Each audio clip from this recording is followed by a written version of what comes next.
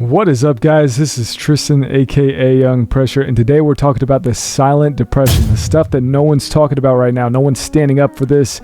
It is the worst economic times that my generation has experienced. I'm 24 years old, and it far exceeds the Great Depression in a multitude of ways.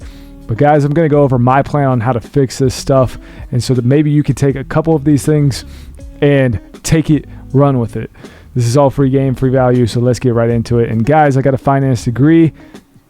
This isn't financial advice, but let's get into it. So let's start off silent depression versus Great Depression and the numeric values of these things. So in the Great Depression, the average salary was $3,900. If you equivalent that today, that is $86,000. And today, the average salary is $55,000. That's a problem. That's $30,000 less than what it was in the Great Depression. Come on now. And the average gas was 10 cents per gallon, which if you equalize it to today, that's $1.73. We all know where gas is right now, but the average American gas right now is $3.55. Sometimes in California, that's going to be at about $6 to $7. And the new car is $890 at Great Depression. If you equalize that today, that is $14,000 or $15,000 today. An average new car is $40,000. And don't get me started on the real estate home prices, because the average house in the Great Depression was $3,900, which is equalized as $70,000 today. We all know where the average house prices is. It's at $416,000 today.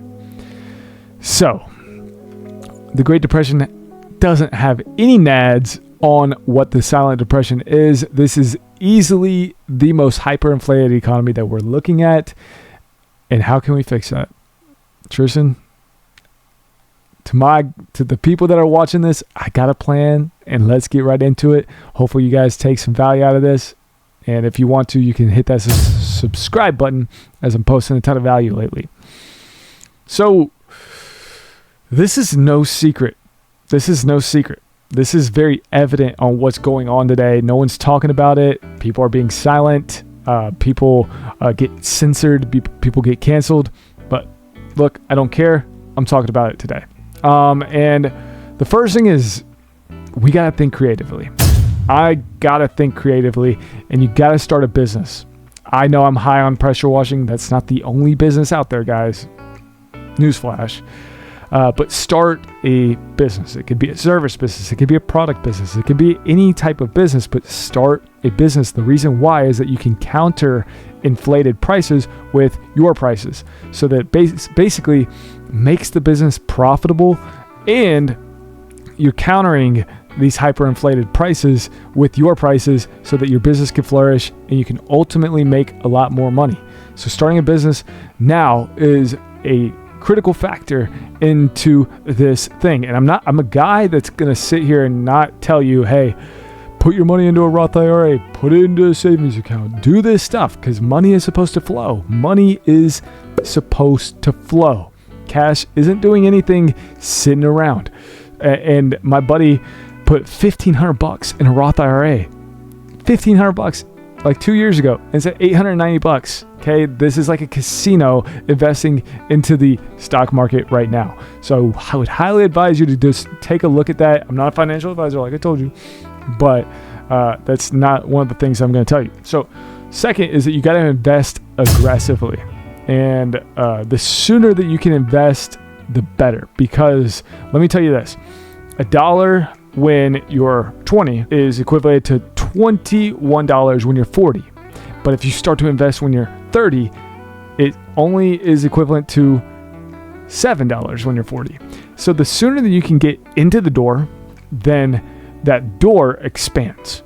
And it allows you to funnel a lot more quickly, and it sets you down on the longer road a lot easier. So invest aggressively. I know money is scarce. I know money is tight, but you've got to invest aggressively in order for something to scale and grow.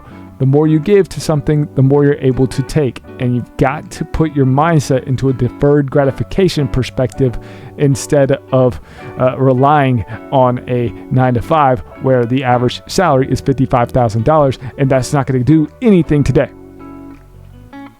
The third is the people that you surround yourself with are game changers. I know this is cliche, but the mindset about money and the people that you surround yourself with are so insanely critical. So you've got to diagnose the conversations that you're having today, because there's a lot of people that are sitting back, relaxing, and just enjoying the silent depression, which is absolutely nuts. You got to take action, and you got to surround yourself with people that are taking action accordingly.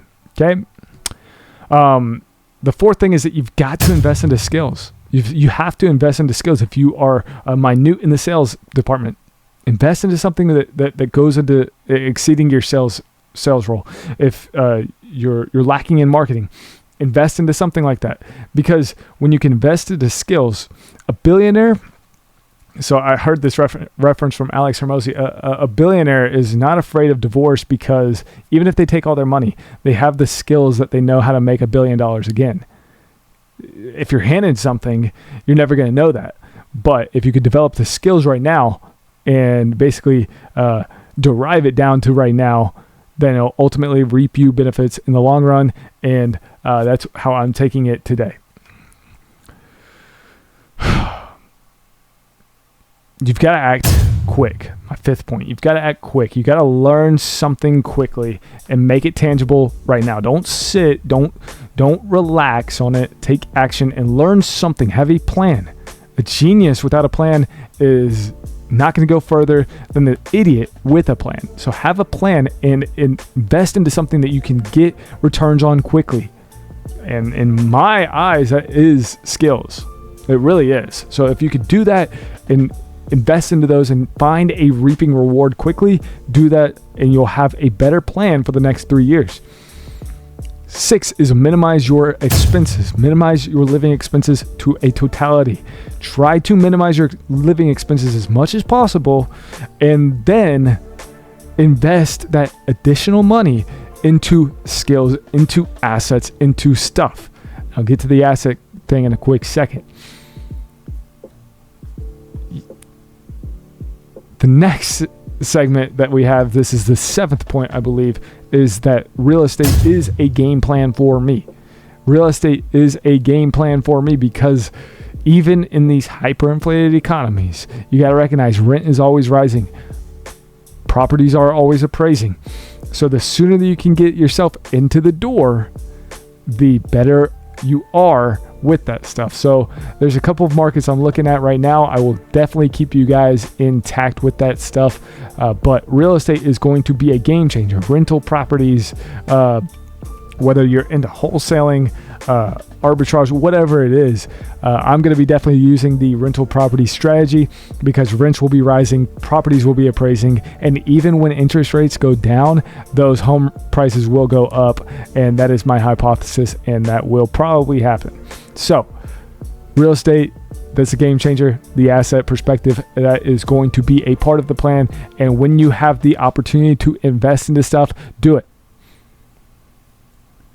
Next point, 8, is fear. Don't be scared.